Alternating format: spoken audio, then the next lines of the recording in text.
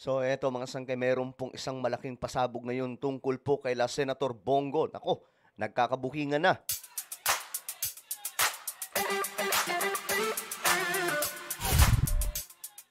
Okay, eto nga po mga sangkay, pinag-uusapan ngayon at viral ito sa mga balitaan sa social media at may nilabas no, na isang malaking revelasyon tungkol kay Senator Bongo.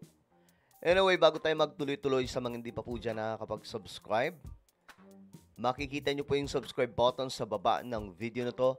I-click nyo lamang po yung subscribe, i-click ang bell, at i-click nyo po yung all. Sa mga nanonood po sa Facebook, i-follow nyo po yung ating Facebook page. Alright. So, shoutout po sa lahat ng mga solid sangkay na nanonood ngayon. Ngayon kasi, ito ang nangyari.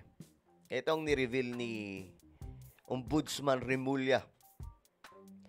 Kahapon, mga sangkay, lumabas ang update na ang mga diskaya nga daw po ay hindi na makikipagtulungan sa ICI. Ngayon, lumabas kung ano yung rason. Ang pinaka-rason pala, diskaya hindi pumayag, mga sangkay, na ilabas ang kanilang ugnayan ng CLTG Builders. Ngayon, ano ba ang meron dyan, mga sangkay, sa CLTG? Pakinggan mo natin, mga sangkay, itong interview kay Remulla. The Discayas will be charged in accordance with our investigations. Cooperation kasi is good because it can lead to restitution. It can make things easier for the country. But if they want to give the country a hard time, so be it. Doon sa naging desisyon ng Diskaya couple not to cooperate for now, what do you think of that? I mean, was that a good move? Ano na yan nangyari na yan sa amin nung isang linggo sa DOJ, nung nasa DOJ pa ako Nung sinabihan sila na huwag kayong aasa na hindi na kayo makukulong kasi sa dami ng krimen na pinag-uusapan dito, baka hindi nyo makuha yung blanket immunity na kinakailangan nyo. And right there and then, they stop talking. Sino ba ang kanilang... Kasi sabi nyo, kailangan...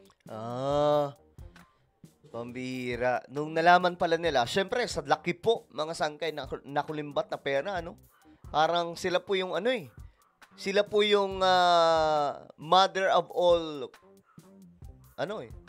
crimes ng pagdating po sa, mga contractors.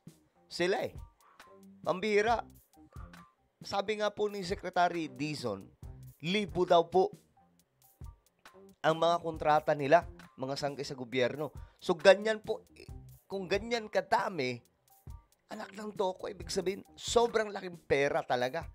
So, hindi po basta-basta itong mga diskaya.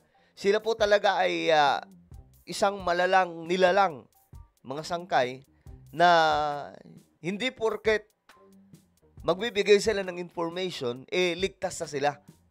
Diba nga po, mga sangkay, yun ang panawagan ng, naalala ko yung panawagan doon sa Luneta Park ng marami sa ating mga kababayan. Sabi nila, ikulong lahat, kunin ang lahat ng kayamanan sa mga ito. At marami pa pong inilahad, mga sangkay, na sa sobrang galit. Ngayon, mga sangkay,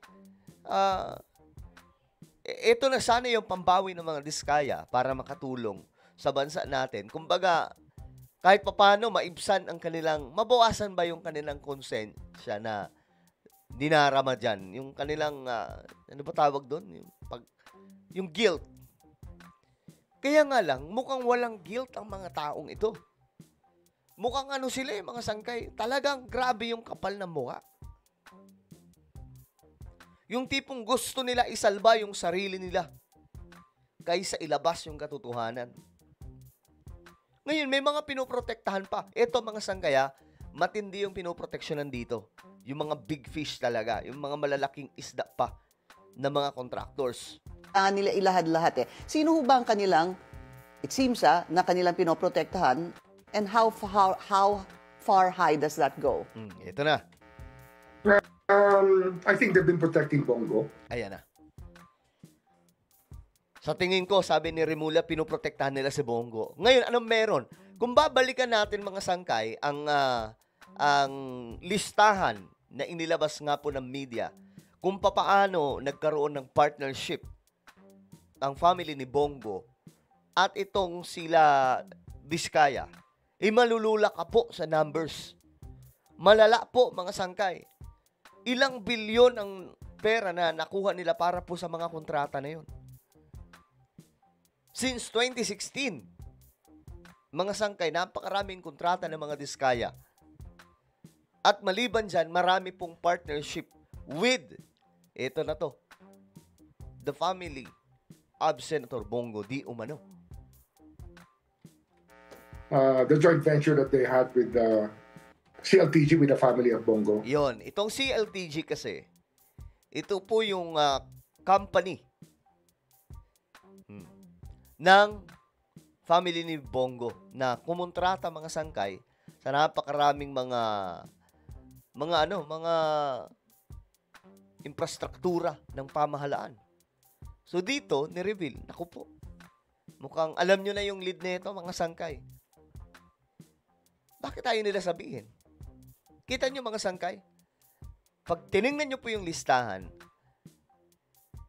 malaki-laking espasyo doon yung partnership nila ng family ni Senator Bongo. Pero bakit wala tayong narinig ni isa na banggitin man lamang nila na ganito? Pero ang tingin ko dito, hindi kaya takot itong mga Diskaya na ipatumba ng kung sino mga nilalang dyan. Tingin ko lang na kinakabahan siguro sila, mga sangkay, kung anong po pwedeng mangyari sa kanilang buhay. That's one of the protection, one of the people that they be protected. To be blunt about it. Senator Bongo. You're looking into this as well, Ombudsman, yung kay Senator Bongo. Of course. Ano yan kasi nga yung mga prohibited interest, conflict of interest, isa yan sa special, special areas of concern in researching the culpabilities of people so we can have restitution given to the country. Marami kasing nangyari dyan na may conflict of interest talaga, especially marami sa congressmen. Kita nyo, mga sangkay? Walang pinoproteksyonan yan. Mabilis yung buong hanga nitong ni Remulla. Talagang halatang walang kinakatakutan. Especially marami sa congressman, sabi niya. Yung mga conflict of interest. Kaya yung mga DDS laging sablay. Sasabihin nila, nako, itong si Remulla walang gagawin. Nako, itong si Remulla. Kita nyo ngayon, mga sangkay, anong nangyayari? Walang sinasanto. Kahit nga po yung kamag-anak ni BBM basta dawit talaga. Isa pa, one more, mga sangkay. Nakakabarnas dito sa mga DDS na ito.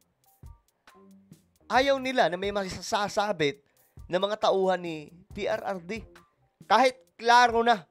Halimbawa na lang itong Diskaya, kung paano lumabas yung partnership nila nitong CLTG. Nung magtaka ka, bakit hindi nagsasalita ang mga Diskaya? Ngayon na nilabas na nila Remulla yung information, nagagalit sila. Ayos din itong bangag administration. No? Kung hindi si PRRD, yung mga tauhan naman ni PRRD,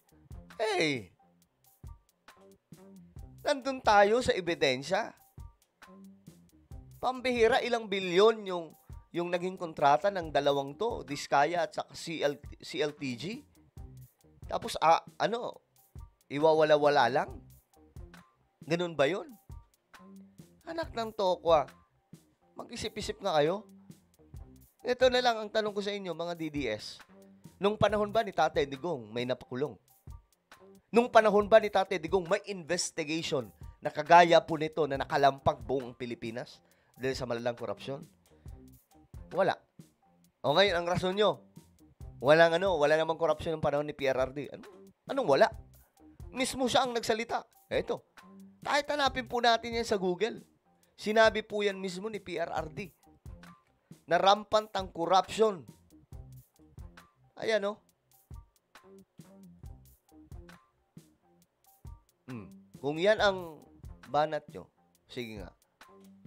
Paano nyo iyan yan? Paano nyo ilalampaso itong sinabi ni PRRD? Duterte says ghost projects rampant in DPWH. Kailan to nangyari? November 6, 2020. DPWH, ang pinaka-racket dyan is yung ghost project. You see? So, walang delivery, ghost project. Marami yan. Nireveal niya to. Pero ngayon ang tanong ko sa mga DDS, may naalala ba kayo? Ito ay maayos na tanong lang. May naalala ba kayo na rampant investigation like what's happening right now, guys? 'Di ba? Kagaya ng nangyayari ngayon. Na buong Pilipinas inabulabog. Sa malalang investigasyon. Wala. Pero sinabi niya na po ito nung panahon niya. May naging action ba? Wala. O sige, yung kay Belhica, pinagtatanggol nyo. Yung kay Belhica. Ang tanong dyan, may naalala ba kayo na malalang investigasyon ni Belhica sa kanyang opisina? Magtataka kayo bakit binuwag yun? Walang kwenta eh. Walang napakulong. Gastos lang ng gobyerno yun kung ganun. Nagsasayang lang ang gobyerno ng pera. May mga buhaya ba? Ito buhaya! May mga buhaya ba na tinugis na kagaya ng pagtugis ng Marcos administration ngayon? Di ba wala? Ini yung mga, nung nabisto nga nila ito, may mga may mga tinanggal lamang po ng mga kontratista. Pero walang kinasuhan na kontratista. Di ba? So tayo ba papayag na ganito lang ang mangyayari? They were even the contractors in their own districts. Kapatid nila, o kaya minsan sila mismo. Di ba? Mga sangkay. Ganyan po kagrabe. But that's what you call low-hanging fruit, Pinky. Ngayon, mga sangkay, naghahanap na po ng ebidensya. Kasi mabilis po ang gagawin ngayon ng ombudsman eh. Kailangan tuloy-tuloy po itong pag-file ng cases at pag-file ng mga evidence. Kasi mahirap pagpakulong ng walang ebidensya. So, marami to. Mga congressman, DPWH officials, mga kontratista, at may mga lalabas din po, mga sangkay na mga magsasalita na kung sino talaga yung mga involved dito. Ang bihira. Well, ano po ang inyong opinion? Comment down below. Meron po tayong YouTube channel, Sangkay Revelation. Hanapin nyo po ito sa YouTube. Kapag nakita nyo na, i-click nyo po yung subscribe, i-click ang bell, at i-click nyo po yung all. Ako na po ay magpapaalam. Mag-iingat po lahat. God bless everyone.